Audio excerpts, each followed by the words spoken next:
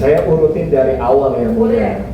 Dari awal bagaimana si Jaya ini, gitu kan. Jaya ini memang teman sekamar saya yang baru masuk. Jadi dia baru sekitar semingguan lah. Ada berapa orang di kamar saudara? Ada 4 orang. 4 orang. Ada 4 orang. Termasuk saudara ya? Iya, sebelumnya ada 3 orang. Cuma hanya 3 orang, Masuk saya Jaya. masuk Jaya. Dia pindahan blok. Dia dari tipe 7, Jaya ini terpidana apa? Perkara apa? narkoba. Selain Ya. Jaya siapa aja bisa disebut? Satu Febri, dia itu kasusnya kriminal, Bukan narkotika. bukan. Terus? Satunya lagi Black, dan Narkotika juga Pak. dia narkotik. Nah, terus saya juga narkotik, gitu kan. Nah, jadi dia pindah, terus dia menempatkan di pinggir pintu, gitu loh, di paling depan. Nah, jadi waktu itu tanggal 31, memang dia itu menawarkan saya, Jaya. Jadi dia ada tawarkan, kita semua tahu bandar narkoba di Rutan Salemba itu adalah Andre. Dan Itu pengetahuan kalian ya di sana ya? iya, Oke. dan jadi di situ dia bos besar lah ya. Sebetulnya Andre ini siapa sih? Bos narkoba. Maksud saya gini, apakah dia terpidana atau orang dari luar gitu? Oh, dia terpidana. Terpidana. Terus, sekarang Sekarang saya nggak tahu dia udah bebas atau gimana, saya nggak tahu. tapi sudah nggak ada di sana saat itu ya? Iya, waktu itu masih ada. Ya, waktu itu masih ada. Waktu tanggal 31 itu masih ada. Tadi saudara bilang apa? Andre ini siapa? Bandar gitu ya? Bandarnya di situ, gitu Kenapa loh. saudara bisa bilang dia bandar tuh? Dari mana saudara bisa menyimpulkan? Dari Jaya. Dari Jaya. Iya. Dapat cerita dari Jaya. Iya, jadi dia Bukan- cerita. Bukan saudara sendiri yang melihat, bukan Andre. Enggak, saya nggak kenal sama dia. Oke, terus? Jadi si Jaya menawarkan mau tambahan nggak untuk tahun baru, gitu kan? Ada tambahan nih tahun baru, ada 10 juta, ada uang 10 juta. Nah, cuman ngeliatin aja, cuma ngeliatin doang, ngeliatin apa? Ngeliatin narkoba. Saya ketawa lah yang mulia. Harga saya lebih mahal, harga saya nggak segitu kan, gitu kan? Buat apa? Saya harus ngeliatin narkoba juga segala macam. Malah karena narkoba itu kan saya sudah berkali-kali kena masuk kan gitu. Jadi saya tolak. Nah, setelah itu di tanggal 3 itu waktu hari Jumat. Dan di hari Jumat itu setelah pulang sholat Jumat, saya ngeliat dia nih. Saya baru masuk pulang, nah dia baru mau keluar gitu loh, ngambil sesuatu gitu kan dari Jaya. Nah ya udah, saya nggak ada urusan apa-apa lagi kan, saya juga jarang berkomunikasi gitu sama orang di bawah saya gitu kan, karena saya kan di lantai atas. Jadi satu ruangan saya itu beda skat gitu ya. Nah, lalu di malamnya sekitar Isya itu Pak Eka datang. Pak Eka datang, lalu dia langsung bilang, mana HP lo? Ya kan? Ya, saya kasih langsung kan gitu. Saya kaget juga kan tiba-tiba. Saya punya HP. Berapa HP-nya? Satu. HP-nya satu, coba kasih lihat. Ada tukar ya Bu ya? Satunya lagi itu HP sewaan. Itu lagi dicek. Jadi HP yang ditemukan 2, cuman HP yang satu punya saudara. HP punya saya satunya lagi. Ada orang jadi ngegadein gitu loh yang melihat dia butuh uang, jadi ngejaminin saya. Saudara, saya pengen tahu di dalam punya HP 2, maksudnya apa nih? Oh, bukan HP saya 2, saya HP saya cuma 1. Oke. Samsung, iya. Jadi saudara kenapa mau terima apa? Gade gitu? Berapa digade sama siapa itu namanya? Itu sama orang. Di dalam itu gade gitu ya? Gadean doang kan? Enggak, dia kan masih satu kamar juga, Iya. ya kan? Jadi dia Siapa namanya? Black. Black. Nama Ah. aslinya siapa? Saya nggak tahu. Nggak tahu. Saya cuma taunya Black doang gitu kan. Terus? Nah ya udah dia jadi Berapa digadein? cuma 300.000. 300. Kapan mau ditebus katanya? Ya nggak tahu waktu itu sih nggak, dia sih bilangnya paling besok kata dia kan. Oh, terus? Ya udah. Nggak ditebus juga? Ya waktu itu kan kejadiannya itu pas barengan gitu loh. Jadi itu sekitar tanggal 31. Iya, yang sama gitu. Iya, jadi sekitar tanggal 31 yang mulia. Sekitar 31 dia memang untuk apa tahun baru lah kayak gitu kan alasannya. Nah, jadi waktu itu saya digeledah ya kan, kedapatan handphone. Dan dia ngegeledah semua kamar saya di atas gitu kan. Cuma handphone doang. Cukup lumayan lama dia ngeledah sampai kebongkar semuanya. Nah, terus di bawah dia turun ke bawah, dia geledah lagi juga dan tidak ditemukan apa-apa. Nah, akhirnya langsung saya dibawa, saya, Black, sama Jaya. Nah, saya dibawa ke depan, langsung nggak ada mereka semua di sini, gitu loh. Nah, setelah itu saya tanya gitu kan, ini masalahnya apa gitu kan? Udah nggak usah ini ya kan? Lo katanya bilang dia ngasih barang narkoba, gitu ya kan? Lo kasih ke dia gitu kan? Lah, pas ke dia, orang saya ngelihatnya dia yang masuk sama Jaya, saya bilang ini urusan Jaya, bukan urusan saya kan gitu. Lah terus udah ikut aja, lo memang banyak permainan atas kayak gini, lo gaya lo segala macam atau apapun. Ya udah terserah, buktikan aja. Gitu kan, saya minta dibuktikan aja, ya kan. Nah lalu permasalahan yang setelah itu ya udah, setelah itu saya ditekan, saya di BAP terus gitu kan. Dengan kesaksian saya itu tidak sama seperti dalam BAP. Kesaksian saya tetap saya bicarakan tentang apa yang saya bicarakan sekarang di persidangan ini. Nah, jadi keterangan saudara di BAP bagaimana? Saudara tarik semua? Saya tarik semuanya, karena memang pada dasarnya bukan itu, tidak keterangan saya. Maksud saya gini loh, ini kan adalah BAP saudara kan, saudara ada yang nanya, saudara menjawab. Yang diketik oleh penyidik di sini, apakah berdasarkan keterangan saudara, tapi saudara di bawah tekanan intimidasi? Iya. Atau memang ini penyidik aja yang mengatur cerita ini di dalam diri, bukan saudara yang ngomong ini? Saya di dalam tekanan dan saya sudah bicara sama penyidik, gitu kan? Saya bicara sama penyidik kalau semuanya ini adalah tentang Jaya, urusan dia sama dia. Saya tidak ada urusan sama sekali. Urusan siapa? Urusan Jaya sama terdakwa 5, gitu loh. Saya nggak tahu, nggak ada sama sekali. Silakan ditanya langsung sama Jaya, kan gitu. Namun dari penyidiknya ini bilang kalau saya segala macam, saya bicarakan. Makanya itu kemarin ada video kan. Ada video saya bilang, memang si Jaya ini menawarkan dari Andre, menawarkan 100G. 100G ini dengan upah 10 juta dan hanya sebagai pengamat aja gitu, pengawas gitu loh. Menawarkan ke saudara gitu ya? Menawarkan ke saya. Tapi saudara lihat 100G-nya? Oh enggak. Karena saya tolak. Cuma ngomong-ngomong lah tadi. Cara ngomongan doang. Jadi saya tolak gitu loh kan. Dan saya juga bicarakan seperti itu gitu loh. Nah, namun pada kenyataannya dari para penyidiknya ini tetap menekan saya gitu kan untuk bicara, ya udahlah, yang jelas lu mau kayak gimana aja, ini kasus gak akan bisa naik gitu loh. Ini kasus gak akan bisa naik. Yang penting lo siapkan dana 300 juta 300 juta per kepala. Dan dia suruh saya nanggung semuanya, ada 10 orang 3 miliar berarti saya harus siapin dana. Saya bilang, loh ini pemerasan namanya, saya bilang. Kenapa kok saudara harus menanggung semua yang saudara tanggung, yang tanggung saudara lah? Saya udah bilang ya mulia. Apa katanya? Jangankan saya 300 juta mau saya bayar, 3 juta juga saya nggak mau bayar. Nah, Gitu. maksudnya saudara tanyakan nggak ke penyidiknya itu kan? Kenapa saya harus menanggung semua?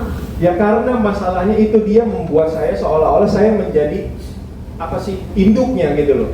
Saya menjadi orang terakhirnya. Lah saya bilang bagaimana ceritanya, saya nggak kenal sama mereka semua gitu loh.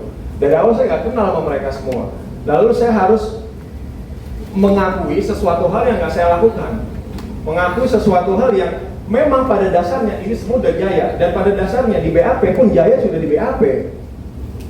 Jaya juga ditekan juga di situ, dan seharusnya Jaya ada di sini. Dan yang lain-lain juga harusnya ada di sini. Lalu kenapa cuma 6 orang doang yang ada di sini? Gitu loh. Ini yang jadi sebenarnya saya juga pertanyakan.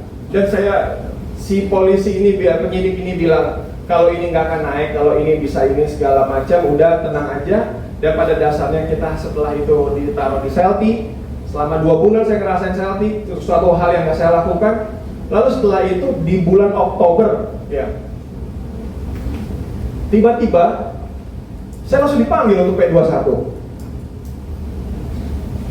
di bulan Oktober, dan saya ketemu berenam ini gitu loh kan. Ya saya pikir loh, Jayanya di mana gitu loh, dan yang lain di mana gitu loh. Nah, ini makanya saya menceritakan sebenar-benarnya saat ini di persidangan ini dan keterangan saya di sini. Jadi ini ya, saudara keterangan, artinya keterangan saudara yang biografi polisi yang sudah saudara parah tanda tangan itu memang benar saudara yang memberikan keterangan. Cuma kan gitu ya? Iya. Cuman saudara memberikan keterangan ini di bawah intimidasi gitu. Saya tidak memberikan keterangan seperti itu. Oh, jadi ini Bukan keterangan saudara ya? Saya memberikan keterangan kalau itu semua dari Jaya. Gimana? Saya memberikan keterangan itu sesuai dengan yang saya bicarakan sekarang di sini. Nah, permasalahan yang ada di BAP itu sejujurnya saya tidak membaca, karena dia sudah selalu bilang udah ikutin aja prosedurnya, ikutin aja, mau dibantu nggak? Nah, Saudara mau lihat tanda tangan saudara atau Pak?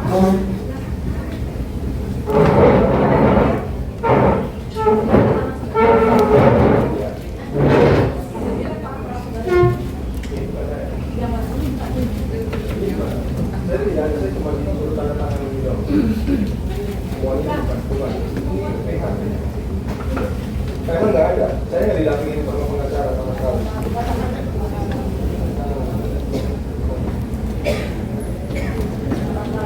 Hanya bertanya berarti ini bukan saudara, ini juga bukan. Ini juga bukan. Ini bukan.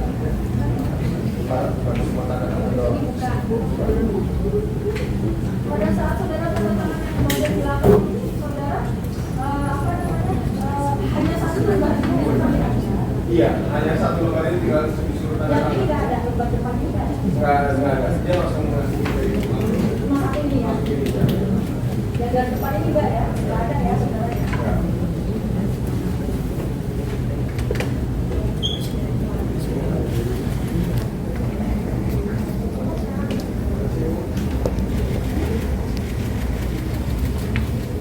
Setelah ini, penasihat hukum saudara juga dapatkan ya apa keterangan saudara di BAP ini kan dapat. Dan mungkin juga penasihat hukum saudara sudah menginfokan ke saudara bunyinya apa sih di BAP saudara di sini, isinya apa? Iya. Yang saya sesalkan itu waktu di saat saya diintimidasi oleh penyidik ini, saya sudah mengatakan untuk saya menghubungi pengacara saya. Saya hubungi lawyer saya bilang gitu kan, karena saya memang dari awal juga bersama Om John gitu loh, sebagai lawyer saya. Nah, tapi permasalahannya, lo kalau mau bicara ngomong sama lawyer, berarti lo maunya ini lanjut nih, mau diperkarain bener-bener nih, gue bikin nih bener-bener lo mendem di dalam penjara puluhan tahun gitu deh kan. Lah, Dia saya bilang itu siapa? penyidiknya, Siapa namanya? saya nggak kenal penyidiknya, cuma yang jelas itu Kanit ya, kacamata, dia yang pakai kacamata. Sama. dengan Mungkin dia sekarang lagi nonton kali ya kan, biar dia dengar sekalian dari bawah masuk ke sini. Ya, sudah ya. Sama dengan yang lain ya, berarti ya. Yang menyidik sama ya. Apa orang beda? Sama. Sama. Oke, silakan ganti. Lalu dia memang terang-terangan untuk mengatakan seperti itu halnya. Nah, jadi sekali lagi sempat juga saya mendengar juga kabar gitu kan, kalau misalkan ini dilakukan oleh orang-orang rutan Salemba gitu ya. Tapi kenyataannya bukan. Ini bukan masalah tentang rutan Salemba. Rutan Salemba tidak ada urusan tentang yang masalah minta uang 300 juta atau apapun ini. Melainkan ini langsung dari oknum Polsek Cempaka Putih gitu loh, dari penyidik ya, oknum ya. Saya nggak bicara tentang instansi besar ini. Kalau yang itu kan kita ngomongin masalah satu tadi ya. Kalau yang ganja ini bagaimana? Ganja ini gimana? Renting ganja itu. Ini hal yang juga lucu yang mulia. Waktu saya kan sudah digeledah di situ, dan saya udah dibawa tidak ada apa-apa, saya dibawa udah. Lalu setelah saya lagi dalam interogasi tertekan di situ, tiba-tiba Pak Eka datang, langsung bawa itu barang apa? Ganja dan ya itu, bawa itu. Ditemukan katanya dia bilang di atas kamar, di atas pintu ventilasi. Ya, di situ ditemukan di atas ventilasi. Lah, yang saya tanya, saya sama Pak Eka gitu kan, Pak Eka kenapa bisa menyebut saya? Pak Eka, ada nggak saya kayak kemarin seperti yang saya tanyakan sama Pak Eka gitu ya kan? Apakah saksi ada saya di situ? Dan dia bilangnya lupa. Nah, terus saya bilang itu bukan punya saya. Nah, lalu dia bilang pokoknya ini ketemu di atas ventilasi pintu kamar. Nah, bagaimana sekarang logikanya ventilasi kamar, sedangkan ini kan dapet kayak gini, pintu langsung gitu loh kan, dan nggak ada celah untuk naruh itu segala macam. Saya udah bilang. Dan kenapa harus saya? Kenapa harus saya? Mentang-mentang saya public figure, kenapa harus saya kayak gitu kan? Jelas-jelas di situ ada 3 orang yang lain gitu loh. Saudara terdakwa, saudara sebelumnya divonis karena perkara narkotika. Perkara narkotika, penyalahguna narkotika. Artinya saudara itu menggunakan selalu. Menggunakan. Dulu ya mulia, bukan sekarang ya. Ya, oke. Sebagaimana kita ketahui, saudara sudah 3 kali sebelumnya. 3 kali saya penyalahguna. Kenapa? Ini apa namanya? Saya pengen tahu aja. Seorang penyalahguna, pengguna, saudara kecanduan nggak sih? Saya kecanduan yang mulia. Sejujurnya saya bentuknya kecanduan itu apa? Ya mohon maaf ya kalau dalam film-film kan dulu sampai berbusa itu kan film ya. iya berbeda. Terus, nah itu kalau di saudara gimana sih kecanduan saudara bagaimana? Oke. Jadi kecanduan ini kan kita ada kategori ya. Narkoba ini dalam narkotika itu ada kategori. Ya. Dan saya ini di sini menggunakan dari amfetamin. Ya. Amfetamin saya bicara sabu atau sabu dibilangnya. Oke. Nah jadi amfetamin ini memang ya itu Apa yang saudara common. rasakan sehingga saudara mengatakan saya kecanduan? Apa yang saudara rasakan? Yang saya rasakan itu ya karena memang saya pakai untuk kalau nggak pakai terus kayak berasa nggak bisa nafsu kan saudara yang gimana rasanya? inilah yang jahatnya narkoba yang mulia. Iya. Ketika udah 1 kali kena, narkoba itu kan adalah penyakit otak kronis yang mulia. Jadi itu akan timbul lagi gitu loh. Nah dan di situ di saat saya memakai itu memang waktu itu saya pakai untuk bekerja kan. Iya.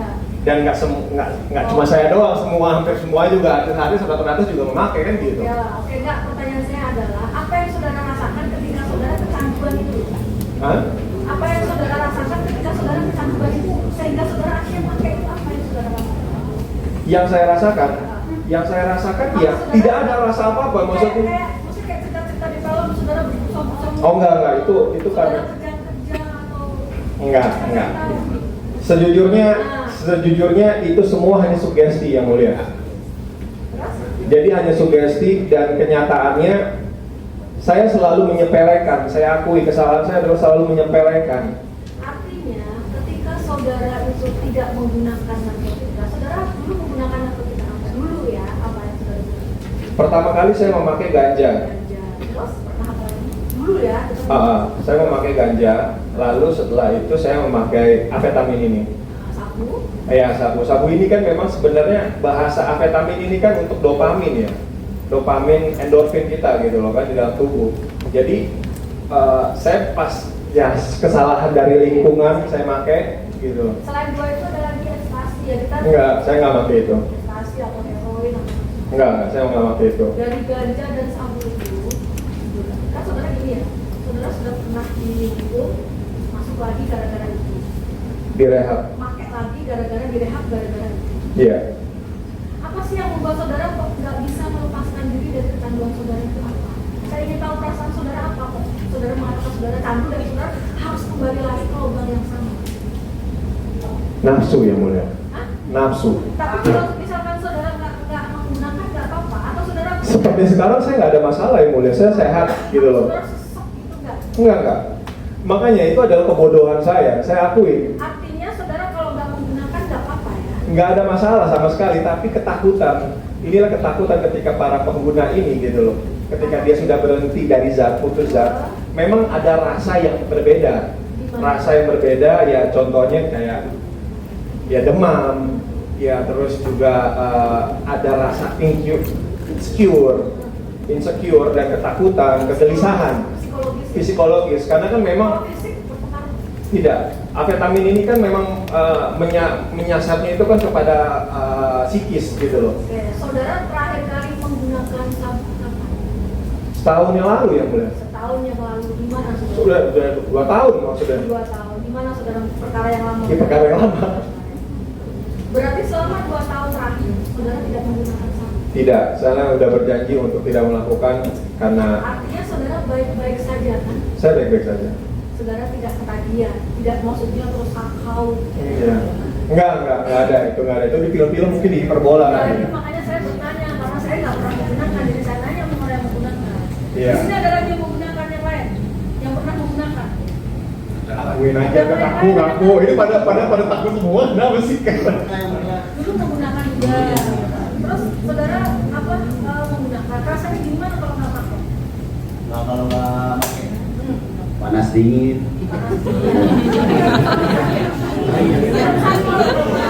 Parah yang mulia pokoknya panas dingin kalau mama pakai Kalau dulu. maksud saya gini ya, kita nggak bisa juga mau mengatakan panas itu akibat itu gitu. Iya, Kita benar. harus dicek ke dokter.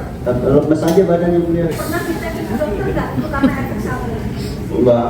Nah, karena kalau panas dingin saya pun juga kadang panas dingin, Iya. ya kan? Berarti nggak kecanduan ya? Enggak yang mulia. Nah,